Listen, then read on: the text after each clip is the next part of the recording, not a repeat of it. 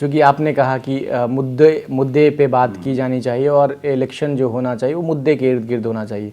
Since आप भी उसी इलाके से आते हैं और आपका भी इन्फ्लुएंस है वहाँ पर, और आप एक इस्लामिक स्कॉलर की हैसियत से भी, सोशल एक्टिविस्ट की हैसियत से भी काफ़ी एक्टिव हैं उस इलाके में, तो मैं आपसे भी जानना चाहूँगा कि क्या क्या ख़ास मुद्दे हैं वहाँ पर जिनको बुनियाद बनाकर लोगों को वहाँ वोट करना चाहिए, आगे आना चाहिए, या अपने अपने पॉलिटिकल रिप्रेजेंटेटिव्स को अपने अपने इलाके के लिए चुनना चाहिए। देखिए, मैं सबसे पहली चीज़ किसानों को ले लेता हूँ।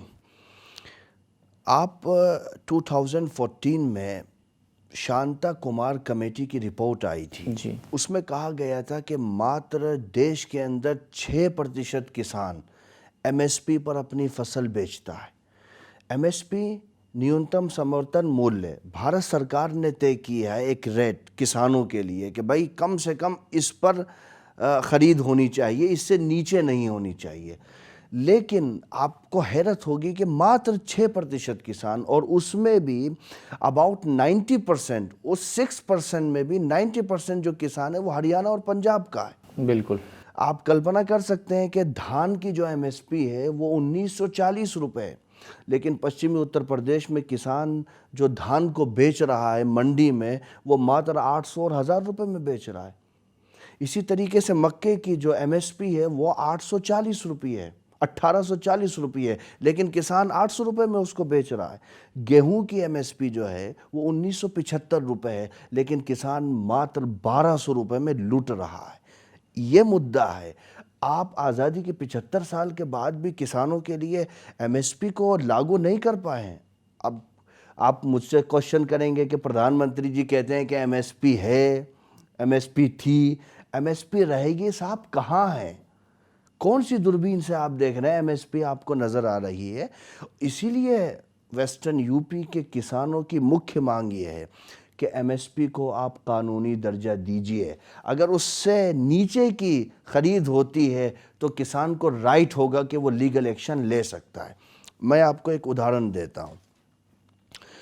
2021 में मार्च के महीने में स्पेन ने एक लॉ बनाया, एमएसपी को कानूनी दर्जा दिया, और उन्होंने ये प्रावधान रखा उसके अंदर कि कोई भी व्यक्ति अगर फार्मर से एमएसपी के नीचे ख़रीद करता है, फर्स्ट टाइम करता है तो उस पर 3000 यूरो का जुर्माना है, सेकेंड टाइम करता है तो 1 लाख यूरो का जुर्माना है, और थर्ड टाइम करता है तो 10 लाख यूरो का जुर्माना है।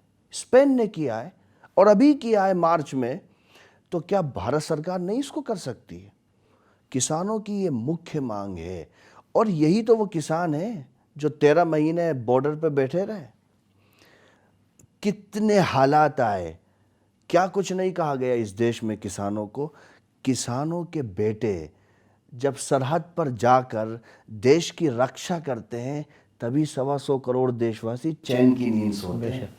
इस देश को आज़ाद किसानों ने करवाया था, मजदूरों ने करवाया था, गरीब लोगों ने मिल कर के महात्मा गांधी के को फॉलो करके एक लड़ाई लड़ी थी, लंबी लड़ाई लड़ी थी। आप 3 लॉज ले आते हो बगैर मांगे, और फिर किसान जब उसके खिलाफ आवाज़ उठाते हैं तो आप उनको मवाली कह देते हो, आतंकवादी कह देते हो। क्या महेंद्र टिकैत जी के फॉलोवर आतंकवादी हो सकते हैं? क्या मौलाना मदनी के मानने वाले लोग आतंकवादी हो सकते हैं जिन्होंने अपने जीवन के 13 साल जेल में गुजारे हों इस देश की आज़ादी के लिए? क्या चौधरी चरण सिंह का नारा लगाने वाले लोग आतंकवादी हो सकते हैं? ये मैसेज दिया गया, और सरकार के शीर्ष पदों पर बैठे हुए लोगों ने बोला, एक स्टेट के मुख्यमंत्री ने बोला, उसके अलावा कितने और मिनिस्टर्स ने बोला है। तो किसान इस चीज़ को भूला नहीं है। किसान ज़मीन को चीर करके अन्न उगाता है और सारे देश का पेट भरता है। अगर वो आतंकवादी और अफ़गानिस्तानी और पाकिस्तानी हो सकता है तो आप इस देश में किसी को देशभक्त नहीं कह सकते। बिल्कुल। ये असल में पश्चिमी उत्तर प्रदेश के मुद्दे हैं।